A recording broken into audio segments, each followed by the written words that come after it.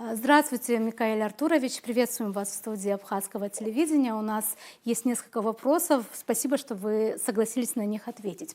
Мы бы хотели бы Спасибо за поговорить, приглашение. мы хотели бы поговорить о российско-армянских отношениях в свете событий, которые происходят, и в свете итогов выборов, которые там прошли. И первый мой вопрос заключается в том, как вам кажется, повлияют эти итоги и вот тот статус, который сейчас есть, на будущее развитие Армении? К огромному сожалению, ничего хорошего результаты выборов, а скорее не результаты выборов, а тот политический курс, который взяла власть Армении, которая сохранила свою власть по итогам прошедших выборов, который она взяла, он на самом деле принесет Армении только беды. Он уже принес максимальное охлаждение в армяно-российских отношениях. И это уже не просто слова, а совершенно конкретные действия. Для тех, кто не знает, уже на протяжении почти 1,5 месяца остановлен практически весь импорт армянских продуктов. Это касается фруктов, овощей, это касается рыбы, это касается цветов, это касается минералки джермук. Это те продукты, которые массово уходили в Россию. Более 95% фруктов и овощей, выращенных в Армении, уходили в Россию. И то же самое касается цветов. В прошлом году более 96 миллионов штук цветов было продано в Россию. И альтернативы российскому рынку нет. Это абсолютный факт. Более того, что очень интересно и показательно, армянская власть, она постоянно говорит о диверсификации рынков. Безусловно, диверсификация рынков – это правильно. Да? Совершенно не важно, какой ты союзник, друг. Ты, когда продаешь, да, с точки зрения бизнеса, всегда хорошо, когда есть несколько рынков, да, на которые можно ориентироваться. Но именно при этой власти максимально усилилась зависимость от российского рынка. За 8 лет, которые они уже находятся у власти, они не сделали абсолютно ничего касательно вот этой самой диверсификации. И почему-то у них должно это получиться сейчас. Это на самом деле абсолютный популизм и, знаете, как, ну, скорее это можно сказать неприкрытая ложь, потому что они обещают, они рассказывают, они говорят, но на самом деле ничего не происходит, и армянский фермер и армянский бизнес сегодня несет очень серьезные потери. Но Безусловно, да. Да, Микаэл Артурович, скажите, пожалуйста, но все-таки вы это рассматриваете только вот в плоскости, мы понимаем, что плоскость экономических отношений, она очень важна, но останавливается ли она на этом? Вот проблема на этом, в этом ли только заключается? Она с этого начинается. Понимаете, это вот первые действия со стороны России, которые, как я уже сказал, закончились не заявлениями, а уже перешли к действиям. А экономические взаимоотношения сегодня это показатель тех дипломатических отношений, которые существуют между странами. И подобные проблемы – это первый показатель серьезного охлаждения. Дальше будет только хуже, к огромному сожалению. И Россия открыто говорит, официально и честно говорит о том, что будет судить о действиях армянской власти только из ее реальных поступков. Потому что раньше верили на слово. Верили на слово, и, к сожалению, армянская власть очень много лет обманывала. И это привело к тем последствиям, которые есть сейчас. К примеру, вот после выборов был уже назначен новый спикер парламента Армении.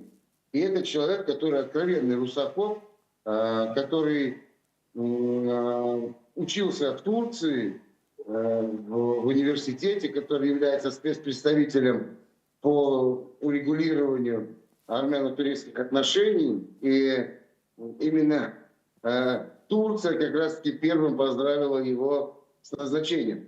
И это показатель того, что сегодня основное влияние на армянскую власть оказывается именно с Турцией, с Азербайджаном. И здесь Армения сегодня стала той точкой, где совпали интересы Турции и Брюсселя. Да? Евросоюз, он преследует свою задачу, а его задача одна – создание новой антироссии. По примеру Грузии Саакашвили, по примеру Украины, по примеру Молдовы Майи Санду, то же самое, к сожалению, те же процессы происходят сегодня и в Армении. Спасибо. Еще хотелось бы затронуть такую тему. Вот как вам кажется, есть ли какое-то разрешение у дилеммы между участием Армении в Евразийском экономическом союзе и ее стремлением вступить в Евросоюз? И есть ли ощущение, что это затягивается участие просто в ожидании того, что Европа даст какой-то вот зеленый свет вступлению? Вот ваше мнение на этот счет? Ну, слушайте, вся эта риторика, полемика по вступлению в Евросоюз, она абсолютно... это профанация абсолютно, только слова. Нету никаких оснований Евросоюза принимать Россию, принимать ее из корня. Давайте просто посмотрим на Украину, которая воюет, понимаете, которую Европа поддерживает полностью. Они есть в Евросоюзе? Или Молдову, или Грузию, которая сделала все для того, чтобы туда вступить, и также вступила в войну с Россией, инициировала ее и потеряла 20% своей территории. Или Турция хотя бы, которая 30 лет уже страна-кандидат. На самом деле не имеет абсолютно никакого смысла Армения для Евросоюза. Более того, в целом, понимаете, армяне, грузины, молдаване, они и Европе не нужны. Им нужна рабочая сила в каком-то формате, им нужны европейцы. Именно поэтому сейчас с попустительства Евросоюза уничтожается национальная идентичность армян.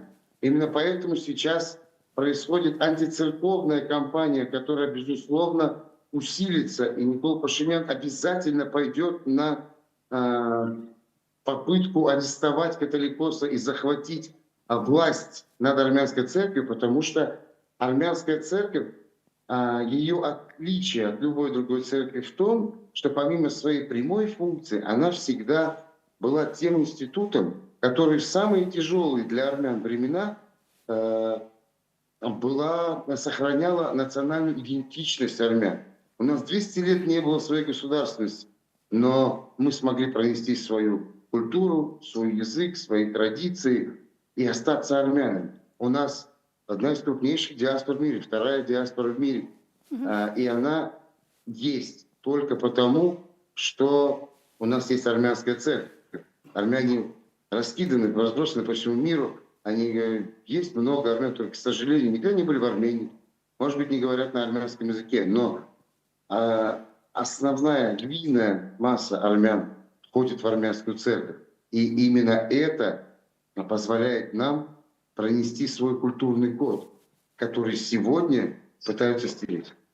И еще один вопрос. Все-таки, рассуждая о российско-армянских государственных отношениях, как вам кажется, какой тут будет все-таки вектор развития, какой можно дать прогноз, что ждет эти две страны и их отношения? Должно при нынешнем курсе армянских властей ничего хорошего абсолютно не ждет, и отношения будут только ухудшаться вплоть до полного разрыва. Да, это печально, конечно, слышать. Микаил Артурович... Это катастрофа для Армении, абсолютно катастрофа. Да. Большое вам спасибо, что нашли время и ответили на наши вопросы. Благодарим вас. Спасибо.